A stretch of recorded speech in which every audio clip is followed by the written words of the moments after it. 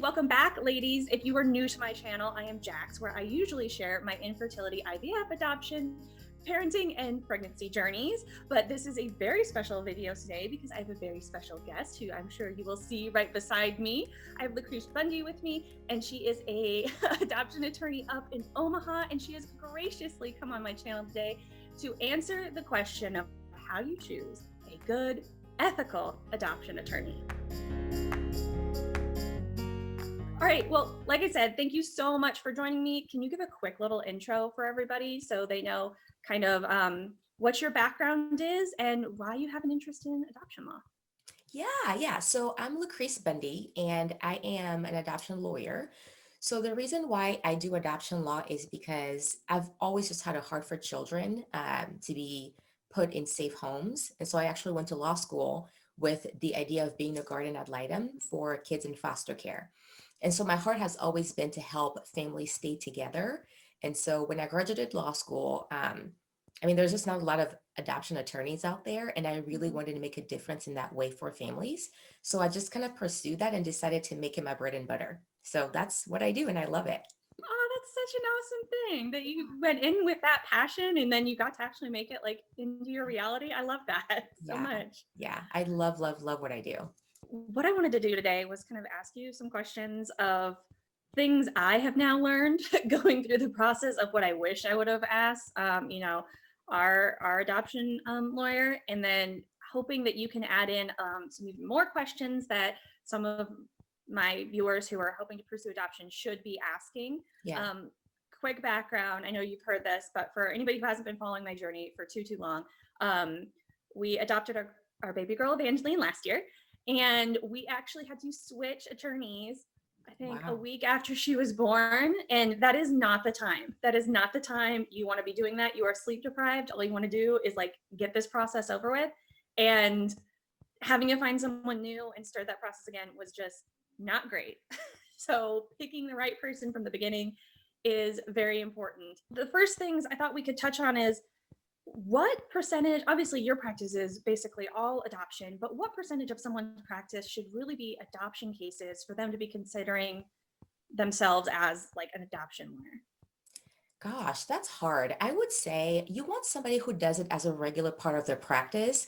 You don't want to pick an attorney who's just done one or two adoptions here and there in the past 10 Mm, years because the laws get updated and new things come up. And so if they've only done one or two in the past 5 or 10 years, it's probably not enough for them to show that they have enough experience.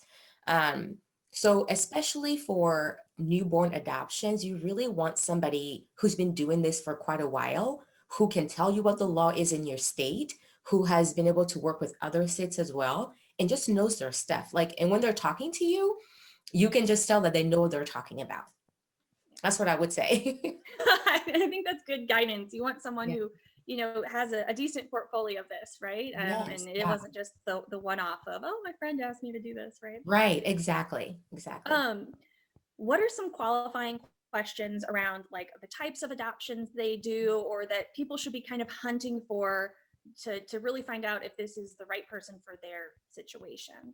Right. So if you are, obviously, it would be for newborn adoption. If that's what you are doing, you want to make sure that your attorney has done newborn adoptions before. I mean, I know it sounds kind of silly to say that, but there's a lot of different types of adoptions, right? There's step parent adoptions, international adoptions, foster care adoptions, and of course, newborn adoptions. So you want an attorney who has done a newborn adoption before, whether it's their clients have gone through an agency and now they're finalizing the adoption, or you also want an attorney who has experience just helping clients through the adoption journey from the get-go. And that's what we call the private adoption, private newborn adoptions. So you want somebody who has represented an adoptive parent or biological mom from the beginning all the way to the end of the adoption process, or an attorney who's worked with an agency and has been able to help finalize the adoption at the end. I would say, I don't know, a good number for me would be somebody who's done about 10 newborn adoptions in the past 3 years. I would say you're probably pretty good. Okay. Experience wise, if it's been recent and not something they've done like a long time ago. Okay. And that's good to know because it's not like, you know, it's the bread and butter of my channel, but it's not like it's, in law, like adoption isn't that common. I mean, adoption across the Right. United States, there's only, a few tens of thousands. So it's Yeah. hard to get like a real portfolio of that. Hey, it's Jax from the future here, and I wanted to pop in with some exciting news. Lucretia is actually offering an adoption success accelerator that she just let me in on, and you were some of the first to know about. But it is a process that is here to take you from being overwhelmed from the adoption process all the way through your options and the actual process around it so you can make an informed and confident decision in adoption as your option and what kind of adoption you want to do.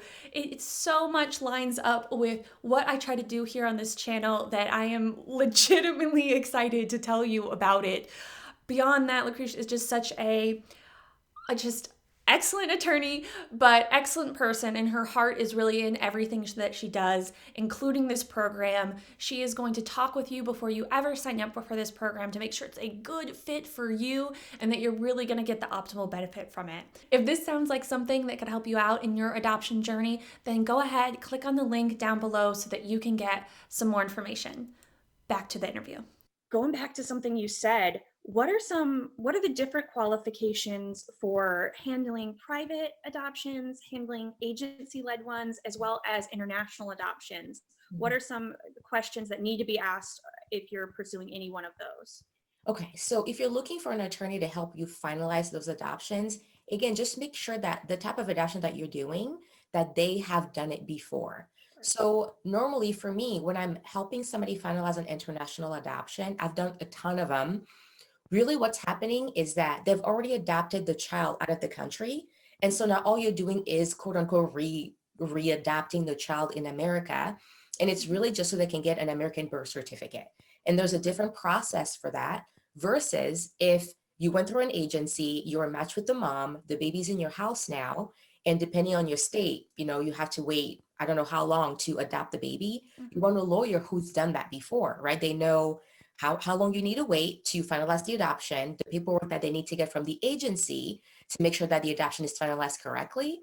And they should be able to tell you like step by step, okay, it's going to take this long to do X, Y, and Z. This is all the paperwork that I need from you. This is how long it's going to take. They should be able to tell you those things so that you can anticipate and expect like the month when they think that everything will be done for you. So you just want to make sure that whatever type of adoption that it is, that attorney has done that before, a few times before in the past 2 to 3 years.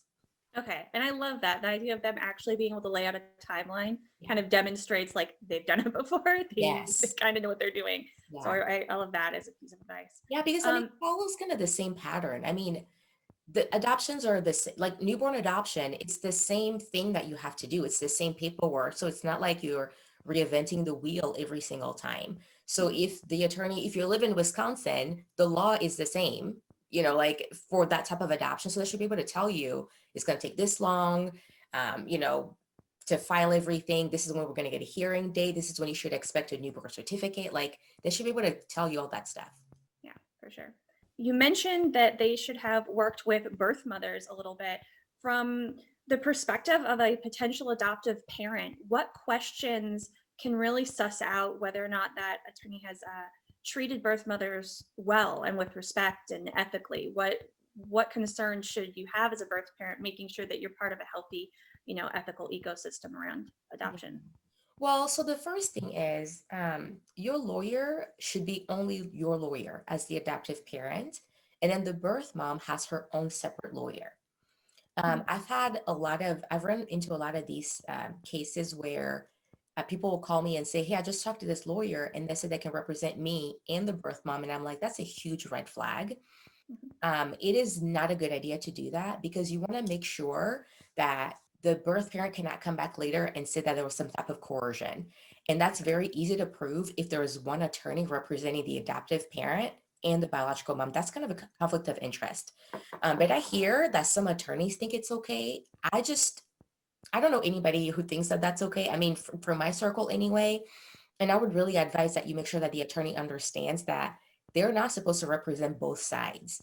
Again, because there's a lot of issues that come with that. So when you have your own attorney, you want to then find an attorney for the biological mom, or she finds her own attorney, what you're looking for in that attorney is that they know the law. They know how to give legal advice to the biological mom so that she feels like she's being represented properly.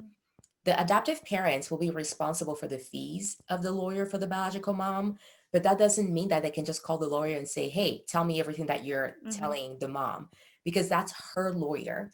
And her lawyer has the obligation to explain to her what the law is, what her rights are, and they're there for her. Even though you're paying them, they're there for her. And so in any adoption, you want to make sure that there's always those two separate parties involved, and that you are not meddling between, you know, the bio mom and their lawyer and your own, and you let the lawyers just talk to each other. And yeah, so what you're looking for in an attorney who represents a bio mom is that they know the law, they know the law really well, they're compassionate, they understand how to represent both sides well, and they just know what their role is in the process. A bio mom needs like well representation as well, and needs to feel empowered in that, and that is a very valid service and counseling that needs to be provided for this to be a ethical process.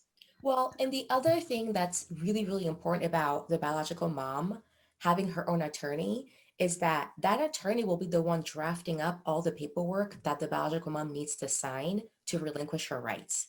If she Mhm. doesn't have an attorney, she can't sign away any papers. And so when the way I actually do it in my practice is when adoptive parents contact me and they say, hey, we've been contacted by a biological mom, they want us to adopt their baby, what do we do? I actually asked them to hire me to be the biological mom's attorney because she's the one who needs the representation more than the adoptive parents needed at that time. Because the adoptive parents need the representation after the child is in their home. Until then, you don't really need a lawyer's help. I mean, you need to know like how long it's going to take and all that stuff. But if the mom doesn't sign the papers, you're not getting the baby, Yeah. right? Like, and she needs to understand what her rights are until the baby is born. So when she has the attorney at the get-go, then it actually ensures that you know that she's being taken care of. You know that she's getting all the legal advice that she needs. And you can find your own attorney, right, at that Yeah. point, and also get kind of the side that you need. So that's actually what I do because it's so important for the mom to be represented and so that she knows what she's doing. And I find that it also gives peace of mind to the adoptive parents that they know that mom has what she needs. And so whatever happens, they've done the best that they could to take care of her Yeah. and to show her that, like we really care. We want to make sure that that you have what you need as you're going through this process.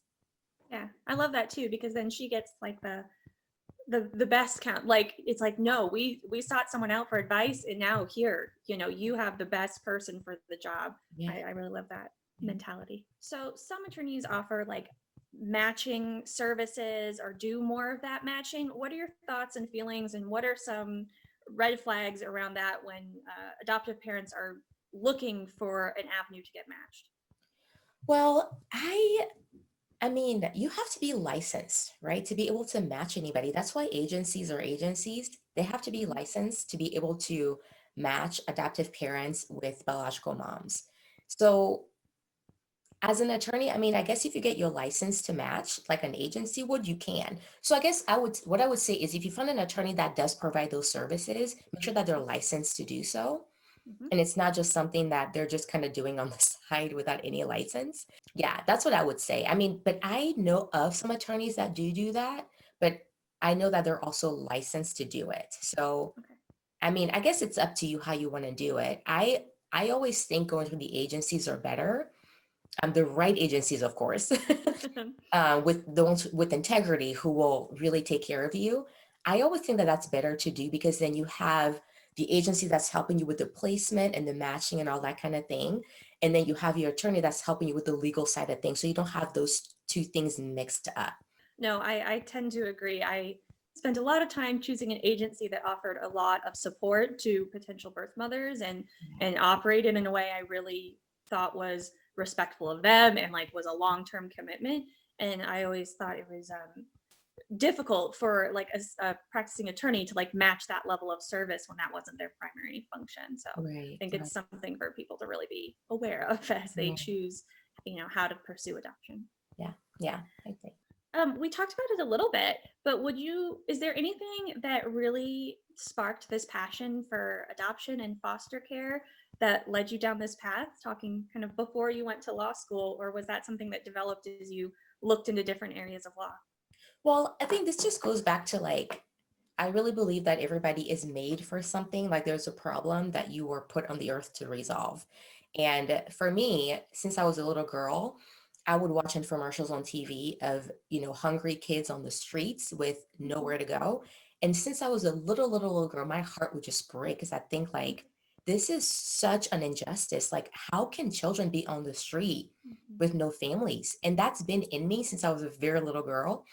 And so as I grew up and, just I really believed that this is something that God put in me. That's one of the solutions that He's put me on the earth to resolve. And that's for kids who don't have a home to be placed in homes. So the whole adoption thing for me is part of, I feel like, just my bigger calling in life, to help not just families grow through adoption, but really for kids, right, who may not have a family otherwise, to be placed in families who will love them and support them and take care of them. And so that's really where the passion comes in for me. I mean, like for me, the bigger picture also goes into helping kids who are in third world countries and in orphanages. So it's bigger than just the adoption piece, but the adoption piece is very, very important because it really is helping. It really does. It really saves lives. I love all sides of the adoption and I love hearing the voice of the adoptees and what they've gone through. And we need to hear all the different sides of the adoption, but at the end of the day, my stance is still that adoption really does save lives because without it, that life may not be, and that life may not have the best life that they could have, Mhm. even though there is a real loss that's associated with adoption, right? The loss of that Mhm. biological family. I tend to just look at it as the more positive side of it. Mhm.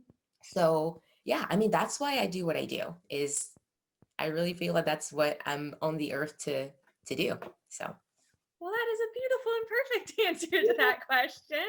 I love it. I love people that have their passion and get to follow it through. I think it's kind of one of the most wonderful gifts if you can actually, turn your life passion into your life, mission and goals. I love that. What questions do you wish potential adoptive parents were asking their lawyers before they committed? yeah, so I would say actually before you start your adoption process, I think it's really actually important to call around for attorneys in your area just to see who is licensed to do adoptions, who is experienced in adoptions. Because a lot of times what I find is after the families have their child in their home, then they start scrounging looking around for attorneys. And what they find is that there's actually not a lot of experienced adoption attorneys, maybe in their state, even, or like their city. So I actually think as part of the process when you're starting out, just kind of start looking around and researching attorneys in your state who are licensed. You may not have any in your city, but maybe the city next door to you. And you may just have to travel over there to meet with that attorney because it's so important that they're experienced in adoptions. One website that I tell everybody about, it's adoptionart.org. Okay. And I mean, you can put it in the comments for people, but it's a list of attorneys who um, they have to go through this process of being vetted to be known as an experienced attorney before their names are on the website. So these are attorneys who have done at least 10 adoptions before that can even apply to be a part of this website. And so that's where I frequently refer people to when they don't know, like, I don't know any attorney who does adoptions. That's the website that I Mhm. refer them to. So you can see the attorneys listed by state, and all of them have experienced with doing adoptions in their state and also in helping with adoptions outside of their state. Um, so yeah, I mean, I would say just start doing your research early and don't wait till you have the baby in your home and now you're kind of like scrambling to find Mhm. somebody, because at that point you're more likely to be like, oh, I'll just go to the family lawyer down the street that I know. You don't want to do that. Mhm. Find the experienced adoption attorney so that you can finish your process smoothly and you don't like just have more headaches at the end because of your attorney. No, I love that. I wish I'd had that resource. That would have been real helpful. But yeah, we actually ended up going with an attorney that was out of city as well because of her expertise and what we were looking for. So yeah, I think that's super helpful advice to know that like they may not be there, especially if you're in a smaller city. So Yeah. that's great advice. Yeah. Awesome. Well, I think that is all of my questions. Okay. Thank you so much for joining me and all my viewers today. I really appreciate it. I'll leave your YouTube channel down in my description box because you have your own channel where you share information about adoption and foster care and of course the legal side of things. So you can go subscribe to her down below. But thank you so much for joining me today. I really appreciate it. Yeah, thank you for having me. It was such a pleasure speaking with you. Oh, of course. Well, thank you so much. And until next time, ladies, keep on fighting. Mwah.